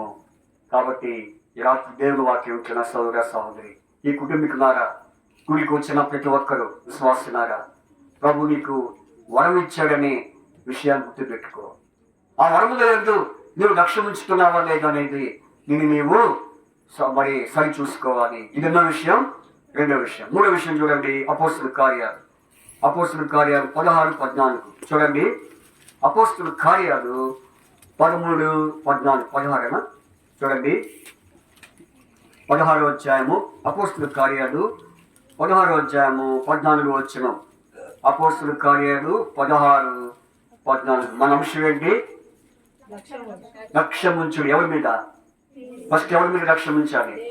యేసు మీద. అపోస్తులను ప్రధాన యాజకుడైన యేసు మీద. ఎందుకని? యేసు ఎవరు? రక్షకుడు. ఆ రక్షకుడు ఇచ్చే రక్షణ విషయంలో లక్ష్యం ఉంచుతున్నావా లేదా? ఇది మరి సువార్త వాక్యంగా ప్రభు నీతో మాట్లాడుతూ వచ్చాడు. రెండవదిగా మరి మనం చూసాము కృపావరములు. ప్రభు నీకు ఇచ్చిన మరి వరాల విషయంలో ఎంతవరకు నువ్వు లక్ష్యం ఉంచుతున్నావు, ఎంతవరకు నువ్వు మెడిటేషన్ చేస్తున్నావు, ధ్యానిస్తున్నావు. మూడవదిగా మనం చూసాం అపోస్తుల కార్యాలు 16వ అధ్యాయం 14 చదవండి. అప్పుడు లూదియను దైవభక్తి గల ఒక స్త్రీ వినుచుండెను. ఆమె ఊదారంగు పొడిని అమ్ము తెలితైర పట్టణస్థురాలు. ప్రభు ఆమె హృదయమును తెరిచెను గనుక పౌలు చెప్పిన మాటల యందు లక్ష్యముంచెను. నేను చెప్పండి, ప్రభువు ఆమె హృదయమును తెరిచెను గనుక పౌలు చెప్పిన మాటల యందు లక్ష్యముంచెను. ఎవరామె చెప్పండి? ఎవరామె? త్వరగా చెప్పాలి.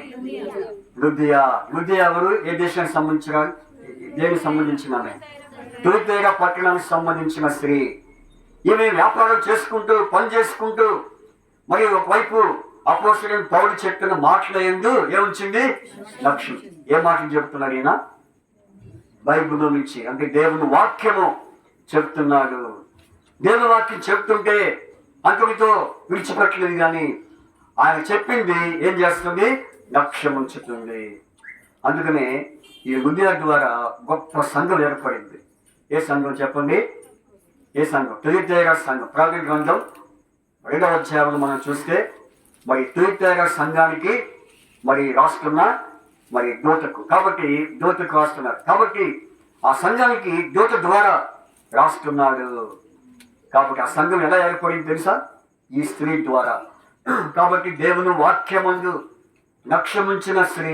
ఈ రాత్రి దేవుని మాట్లాడుతున్న సహోదర సహోదరి, దేవుని వాక్యము ఎన్నోసార్లు నీకు దేవుడు వినిపిస్తున్నాడు. అది ఏ స్థితిలో ఉన్నా సరే, నువ్వు సరిగ్గా లేకపోయినా, సరిగ్గా ఉన్నా, నిన్ను సరిచేయడానికి, నిన్ను చక్కపరచడానికి తన దాసుల ద్వారా, టీవీల ద్వారా, పేపర్ల ద్వారా, మరి అనేకమైన ఆన్లైన్ మరి కాన్ఫరెన్స్ ఫోన్స్ ద్వారా, ఎన్నో రకాలుగా జూమ్ మీటింగ్స్ ద్వారా దేవుని వాక్యం వినిపిస్తుంటే ఆ వాక్యం మీద నువ్వు గమనం ఉంచుతున్నావా? అందుకనే ఒక స్త్రీ మనం ఎరుగుదము. ఎవరామె? యేసు ప్రభు పాదాలు అయితే కూర్చొని వాక్యం వింటా ఉంది. ఎవరామె? మరియా. ఇంకొక ఆమె ఉంది. ఆమె ఎవరు? మార్త. అయితే ఆమె పరిస్థితి ఏంటి? ఈమె యొక్క స్థితి ఏంటి చెప్పండి?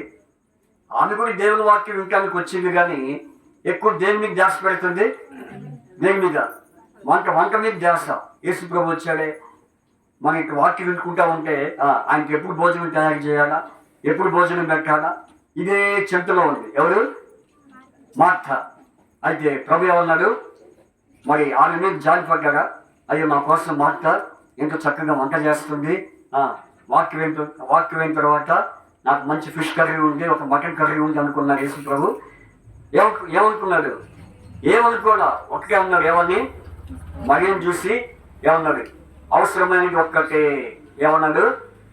మరి ఆ దేన్ని ఉత్తమమైంది ఏం చేసుకుంది? ఏర్పరచుకోండి. ఆయన ఏమి ఉత్తమమైన దానిని చూడండి. అన్నమాట లూకాసు వార్త 8వ అధ్యాయం 10 చూడండి. లూకాసు వార్తలో మరియ గురించి రాయబడుతూ వచ్చింది.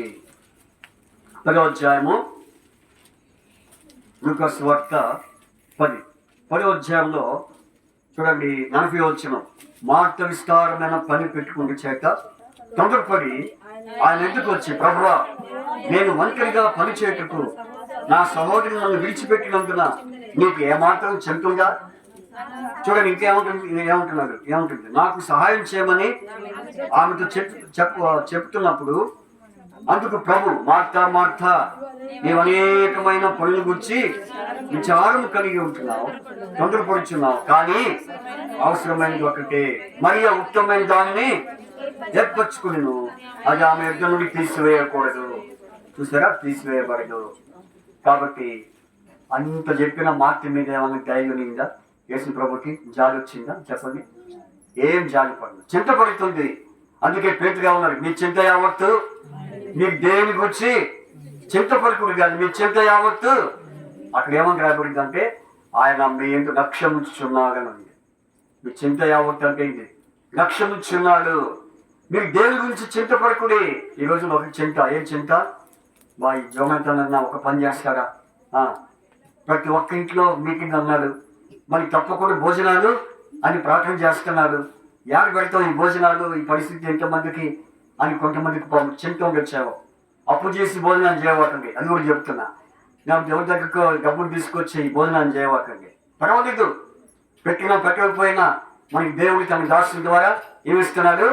చక్కని వాక్యము. కాబట్టి మరి ఉత్తమమైన దానిని ఎన్నుకున్నది. అందుకని నుదియ దేని ఎందుకు లక్ష్యం ఉంచిందంటే పౌలు చెప్పిన మాటలందు లక్ష్యం ఉంచాను. ఇది ఎన్నో విషయం? 3వ విషయం. 4వ విషయం చూడండి. 4వ విషయము మనం చూస్తే అపోస్తలుల కార్యాలు 3:5. అపోస్తలుల కార్యాలు 3:5. అపోస్తలుల కార్యాలు 3వ అధ్యాయము 5వ వచనం. అందరూ చదివితే ఒక విషయం అండి. అపోస్తలుల కార్యాలు 3వ అధ్యాయము 5వ వచనం చదవండి త్వరగా. అపోస్తలుల కార్యాలు 3వ అధ్యాయం 5వ వచనం చదవండి. వారి యొద్ద ఏమైనా దొరుకుతుందని కనిపెట్టచ్చు, వారి యొద్ద లక్ష్యం ఉంచను. న్యాయములు చెప్పండి, ఈ మాట న్యాయములు చెప్పండి.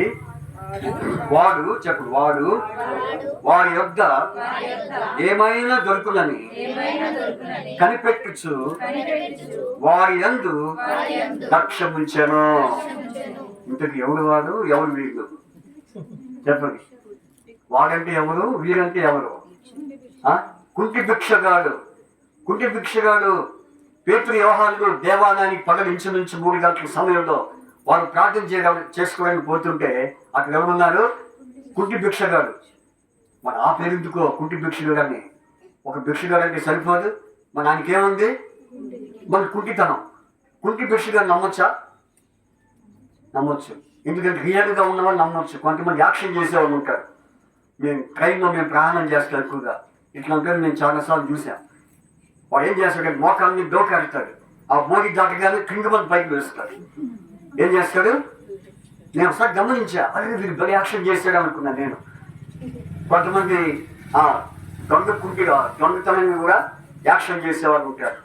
సరే, ఇక్కడ మనం చూస్తే ఈ కుంటి భిక్షగాడు ఎవరి కొరకు ఎవరి మీద కనిపెడుతున్నాడు? పేతురు యోహానులు. ఇంతకు ఎవరు వీళ్ళు? దేవుని సేవకులు.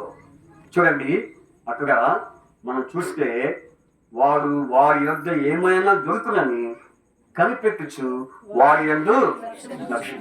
కాబట్టి దేవుని సేవకులైన ఎవరి యందు?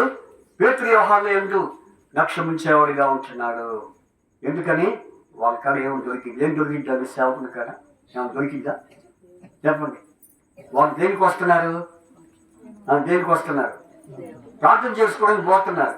ప్రార్థన చేసుకునే వాళ్ళకి ఏమైనా ఉండిద్దా? ప్రార్థన చేసుకోవడానికి పోయేవాళ్ళకి ఏమైనా ఉంటుందా? చెప్పండి. మరి ఏముంటుంది చెప్పండి? వాళ్ళ కాడ ప్రార్థనే ఉంటుంది. సిద్ధపడి ఏమేం చేయాలో ప్రార్థనలు, మందిరానికి వెళ్తున్నాం, ఎవరి కోసం చేయాలా, ఎవరి కోసం ఎవరి బాగుపడి చేయాలని ఈ ఉద్దేశంతో ప్రార్థన తీసుకుని పోతారు. కానీ ఈ కుంటి భిక్షగాడు ఏం చేశాడంటే వారి వద్ద ఏమైనా దొరుకునేమోనని. నిజంగా వాస్తవం చెప్పాలంటే వీరు దేవుని సేవకులే, కానీ దేవుని సేవకుల యొద్ద ఏముంటుంది ఎప్పుడు చెప్పండి? వాక్యం. ఏముంటుంది? ఆహారం. చూడండి యెషయా గ్రంథంలో ఈ మాట మనం చూస్తాం. చూడండి యెషయా గ్రంథంలో మరి 65వ అధ్యాయం 13-14 వచనంలో, నా సేవకులు వారి భోజనం చేయుదురు, నా సేవకులు పానము చేయుదురు, నా సేవకులు ఉదయ ఆనందం చేత. చూడండి ఆ మాట 65వ అధ్యాయం. చదవమ్మా, ఎన్నో వచ్చిన అది? 13. చదవండి త్వరగా. యెషయా గ్రంథము 65:13. చదవమ్మా. అదంతా ఉంది కానీ 13 వచ్చిన.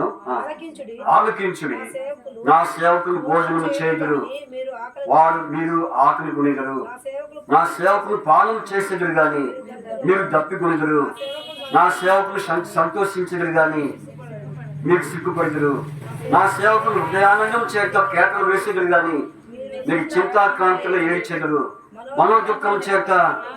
ఇంకా అట్లయితే సేవకులకి ఏం పెట్టకూడదు, ఇక వాళ్ళకి అన్నం పెట్టకూడదు, నీళ్ళు ఇవ్వకూడదు, ఇంకేం చేయకూడదు అని అనుకుంటున్నారా? ఇక వాళ్ళకి సమృద్ధిగా ఉన్నప్పుడు మనం ఎవరెందుకు అనుకుంటున్నారా? కానీ ఉద్దేశం అది కాదు, అది ఒక ప్రవచన వాక్యము.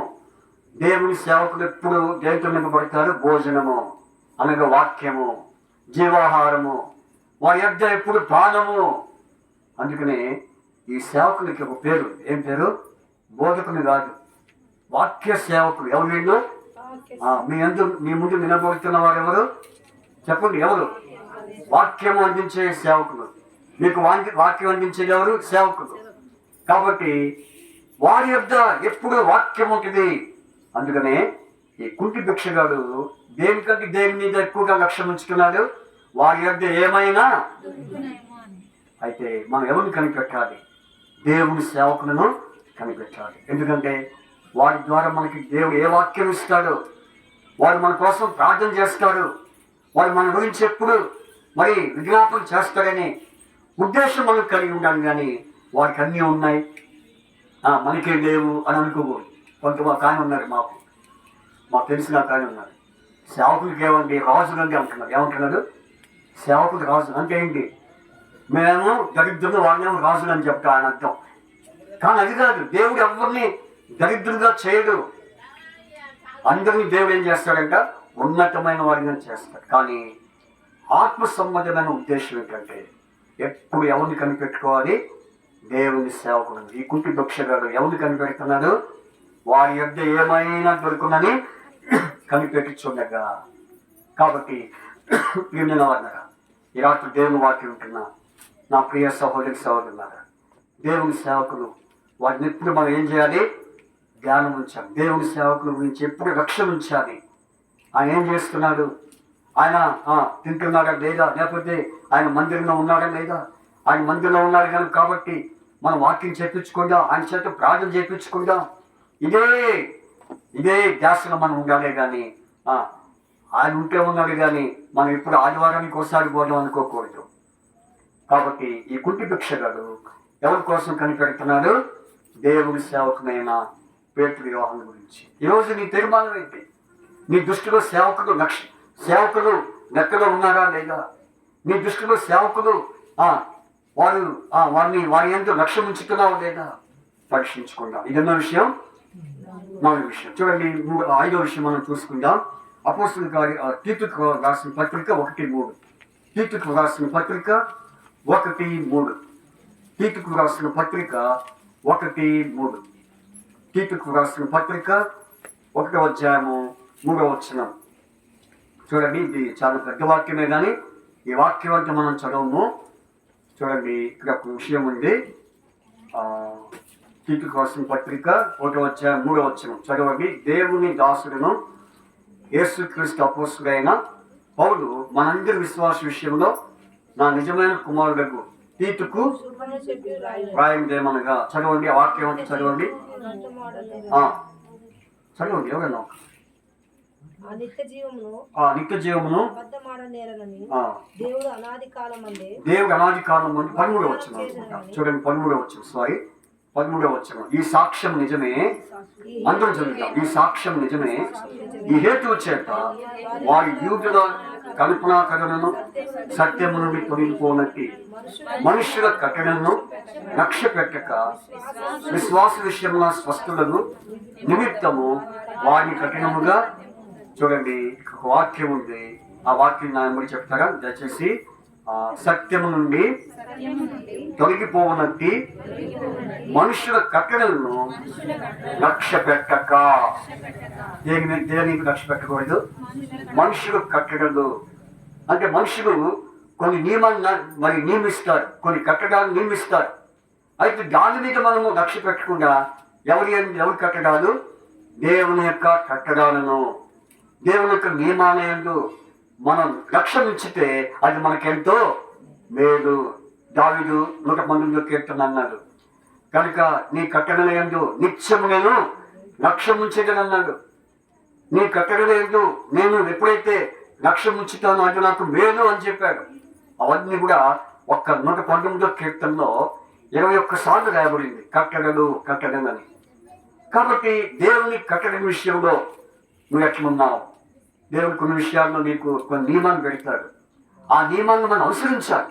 అనుసరించకపోతే అది మనకెంతో మరి అవమానము, అది మనకెంతో ప్రమాదము. ఇంకో విషయం చెప్పమంటారా? ఎవరు దేవుని యొక్క కట్టడాలను లక్ష్య పెట్టారంటే భక్తిహీనులు. ఎవరు వాళ్ళు? చూడండి అన్నమాట ఒకసారి 119 కీర్తన 119 కీర్తన 119 కీర్తన చూడండి. భక్తిహీనులు 155 వచ్చిన కీర్తన 119 157 చెప్పండి. భక్తిహీనులు నీ కట్టడలను వెతకట్లేదు కనుక రక్షణ వారికి దూరముగా ఉన్నది. చూసారా? మనుషుల కట్టడలు కాదు. ఎవరి కట్టడలు? దేవుని కట్టడలను మనము ఎప్పుడైతే వెతికే వారిగా ఉంటామో అప్పుడు మనం ఎవరము? నిజమైన భక్తులము. ఎవరైతే దేవుని యొక్క కట్టడలను అనుసరించకుండా పాటించకుండా ఉంటాడో వారి భక్తిహీనులు. అందుకని దేవుని యొక్క కట్టడలను మనము నియమిస్తే అది మనకెంతో మేలు, ఆశీర్వాదం. కాబట్టి ఎట్లా ఉన్నాం మన జీవితము? దేవుని కట్టడం మీద మనసు ఉంచుతున్నామా, లేకపోతే మనుషుల యొక్క కట్టడం మీద మనసు పెడుతున్నామా? దేని మీద మనం లక్ష్యం ఉంచుతున్నాం, మనసు పెడుతున్నాం? ఒకసారి పరీక్ష చేసుకుందాం. ఇదే నిజమైన క్రిస్మస్ యొక్క అనుభవం. కాబట్టి ఇది ఎన్నో విషయం. చూడండి 119 కీర్తనలో నేను మీకు ఒక వాక్యాన్ని చూపించాలని ఆశపడుతున్నా. 69వ వచనం చూడండి. నీవు దయాళుడవై మేలు చేయుచున్నావు, నీ కట్టడను నాకు బోధింపుము. కాబట్టి దేవుని కట్టడలు మనకెంతో మేలు. కనుక దేవుని కట్టడం మీద మనసు పెడుతున్నామా? అందుకనే పేతురు ఏమన్నాడు? దాని యందు మీకు లక్ష్యం ఉంచినా కదా మీకు మేలు. కాబట్టి ఏది మేలో ఏది కీడో మనం జ్ఞాపకం చేసుకోవాలి. ఎన్ని అయిపోయినాయి? 5. ఇంకా 2 రెఫరెన్స్ చూసుకొని మనం ముగించుకుందాం. ఇదే అపోస్తలుల కార్యాలు చూడండి. లేకపోతే పని చేద్దాం. ఫిలిప్పీ 3:13 ఫిలిప్పీ 3వ అధ్యాయంలో 13వ వచనం. ఫిలిప్పీ 3:13 చదవండి త్వరగా. ఫిలిప్పీ 3:13 ఫిలిప్పీ పత్రిక 3:13 ఫిలిప్పీ పత్రిక 3:13 సహోదరులారా నేను ఇదివరకే పట్టుకొని ఉన్నానని తలంచుకొనను, అయితే ఒకటి చేయుచున్నాను, వెనుకున్నవి మరచి ముందున్న వాటి కొరకై. చూడండి, మరచి అనే మాట కింద రాయబడింది. వెనుకున్నవి మరచి అనే మాట కింద లక్ష్య పెట్టక. నా కూడా చెప్పండి. సహోదరులారా నేను ఇదివరకే పట్టుకొని ఉన్నానని తలంచుకొనను, అయితే ఒకటి చేయుచున్నాను, వెనుకున్నవి మరచి. వెనుకున్నవి లక్ష్య పెట్టక. కాబట్టి వెనుకున్న ఏం చెప్పండి? వెనుకున్న వాటికి ఏం చేయాలి? ఏముంది మన వెనక? ముందే ఉంది, వెనకే ఉంది. చెప్పండి, మీరు చెప్పండి. ముందే ఉంది. ఒక ఆయన అంటున్నారు, ప్రయోజనం మీకేం తెలుసు? మీకు చాలా గుడ్డిగా ఉంది. వెనక 4 రాళ్ళు వేసుకోవాలి. వెనక ఏం వేసుకోవాలంట? 4 రాళ్ళు వేసుకుంటే వెనక మనకి భవిష్యత్తులో ఆయనకి వెనక ఏమున్నాయంటే ఆయనకి రాళ్ళు ఉన్నాయంట, కానీ ముందే ఉండేవు ముందు ప్రభు లేడు. కాబట్టి ఈ దినాల్లో వెనకేసుకుంటాం. ఏం వేసుకుంటాం? అయితే వెనుకున్నది మర్చి ముందున్న వాటి కొరకు. కాబట్టి అవన్నీ కూడా పాత సంగతులు, పాత జీవితము, పాత మాటలు, పాత ఆలోచనలు, వీటన్నిటిని మర్చి నూతనమైనటువంటి వాటి మీద మనము ఏముంచాలి చెప్పండి? మనసు పెట్టాలి. పెడుతున్నామా? ఇదే నిజమైన క్రిస్మస్ యొక్క మరి అనుభవం. చివరిగా మీకు ఒక వాక్యం చెప్పి నేను ముగించేస్తాను. చూడండి, ఫిలిప్పీ పత్రిక 2వ అధ్యాయము 29వ వచనం. ఫిలిప్పీ 2:29. ఫిలిప్పీ 2:29. అందరం చదువుదాం. ఫిలిప్పీ 2:29. ఫిలిప్పీ 2:29 చదువుకుందాం. చదవండి. నా ఎడల మీ ఉపపరిచర్యలో ఉన్న పొదువును తీర్చుటకై అతడు తన ప్రాణమునైన లక్ష్య పెట్టక. నా చెప్పండి. నా ఎడల మీ ఉపపరిచర్యలో ఉన్న పొదువును తీర్చుటకై అతడు తన ప్రాణమైనను లక్ష్య పెట్టక. ఎవరైనా ఎవరి గురించి చెప్తున్నారు చెప్పండి ఇక్కడ? ఎఫ్రదీతు. ఎవరి గురించి? ఎఫ్రదీతు. అతను ఎట్లాంటి వాడంటే మరి పరిచర్య విషయంలో ఏ మాత్రము వెనకంజ వేసేవాడు కాదు. తన ప్రాణం పోయినా సరే దేవుని మీద ఎక్కువగా లక్ష్య పెట్టేవాడు. పరిచర్య దేవుని పని. ప్రేమిన వాళ్ళరా, ఎందుకంటే ఎక్కువగా మనం అందరం విశ్వాసమే కాబట్టి, దేవుని బిడ్డను కాబట్టి ఈ వాక్యాన్ని చెప్పుకోవడం మంచిది.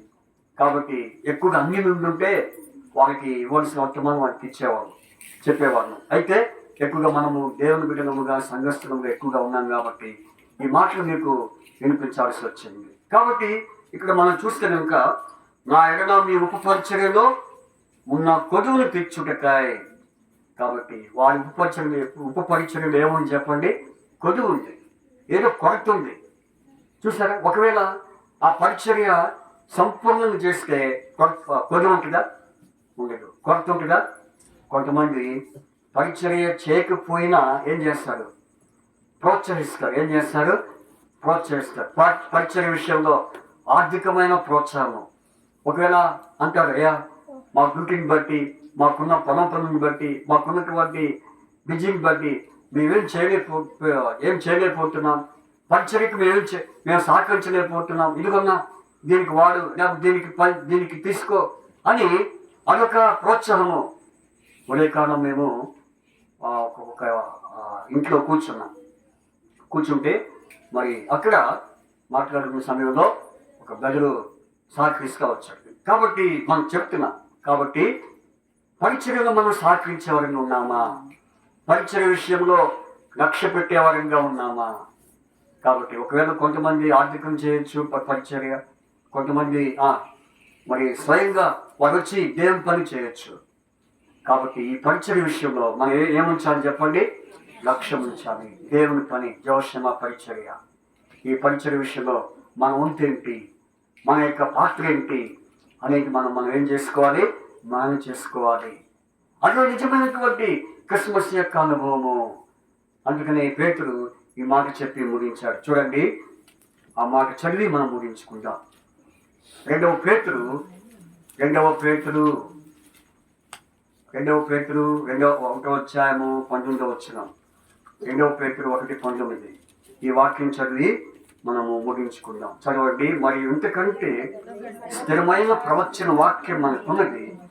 తెల్లవారి వేకువ చుక్క మీ హృదయంలో ఉదయించే వరకు ఆ వాక్యము చీకటి గల చోటున వెలిగించు దీపమైన ఉంటున్నది. దాని యందు మీరు లక్ష్యముంచిన ఎడల మీకు దేని యందు? 7 సంగతుల యందు. ఈ 7 సంగతుల యందు మనం లక్ష్యం ఉంచితే అది మనకెంతో మేలు. ఒకవేళ లక్ష్యం ఉంచకపోతే అనుకుంటాం ఈ 7 సంగతుల యందు, కాబట్టి 7 నిబంధనల యందు, ఈ 7 ఆజ్ఞల యందు మనం లక్ష్యం ఉంచకపోతే మనం అవమానానికి గురవుతాం. దేవుని సన్నిధిలో దేవునికి మనం అవమానానికి గురవుతాం. ఆ వాక్యం చెప్పాలనుకుంటున్నాను. హెబ్రీ పత్రిక చూడండి, ముగింపులో హెబ్రీ పత్రిక 8:9. హెబ్రీ 8:9 చదివి మనం ముగించుకుందాం. హెబ్రీ 8:9.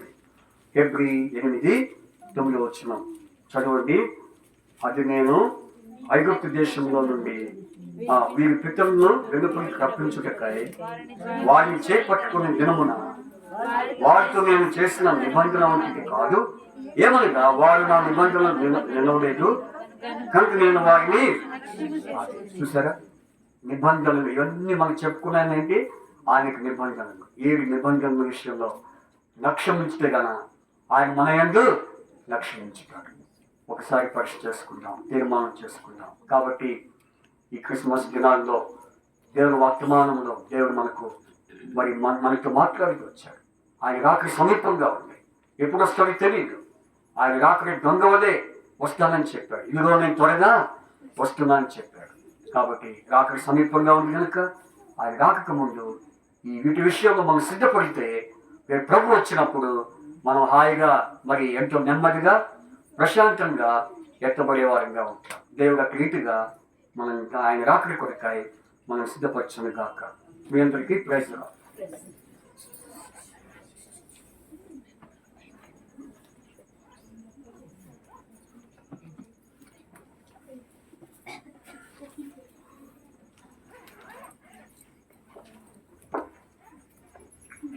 ప్రార్థన చేసుకుందాం.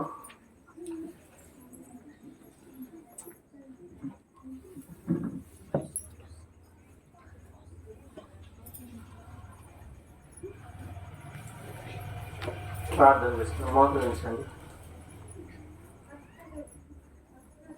ప్రేమగల మా పరలోకపు తండ్రి, దయగలిగినటువంటి మా దేవ, ఈ రాత్రి కాల సమయంలో నీ దాసుడు మీకు భవిష్యత్తును బలపరిచి 2వ పేతురు పత్రిక 1వ అధ్యాయం 19వ వచనాన్ని ఆధారం చేసుకొని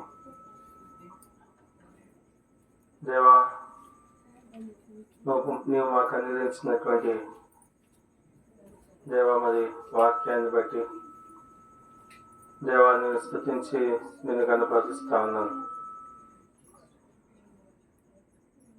ప్రవచనములను నెరవేర్చడానికి ప్రభా ఈ లోకంలోకి వచ్చినావు. మా కొరకే శిలువలో నీ ప్రాణములు పెట్టినావు, రక్తములు గార్చినావు. మమ్మల్ని దేవా రక్షించినందుకే నేను స్తుతించి నేను కనపరుస్తా ఉన్నాను. పరలోకపు తండ్రి, నాడు మా యొక్క ఆత్మీయ జీవితాల్లో మేము మేలు పొందే నిమిత్తమై వేటి యందు మేము లక్ష్యం ఉంచాలో, వేటి యందు మేము లక్ష్యం ఉంచకూడదు 7 సంగతులు మా గమనంలో తీసుకొచ్చింది నీకు ఎంతో వందనాలు. అవును దేవా, యేసు మీద లక్ష్యం ఉంచమని నీ వాక్యం సెలవిస్తూ ఉంది. అనుగ్రహింపబడినటువంటి వరం ఏదైతే ఉందో వాటి మీద లక్ష్యం ఉంచాలని, అంతేకాకుండా దేవుని సేవకులను కనిపెట్టుకొనచ్చు వారి యందు లక్ష్యం ఉంచాలని పరలోకపు తండ్రి, ఇంకా వెనుకున్న వాటిని మరచి దేవ మా జీవితంలో ముందున్న వాటి కోసమే వేగిరపడాలని, నీ కట్టడలను మేము లక్ష్యం ఉంచే వారంగా ఉండాలని, పరిచర్యలో ఉన్నటువంటి కొదలను తీర్చే విషయంలో మరి మేము లక్ష్యం ఉంచాలని మాకు నిర్ణయించినటువంటి వాక్యాన్ని బట్టి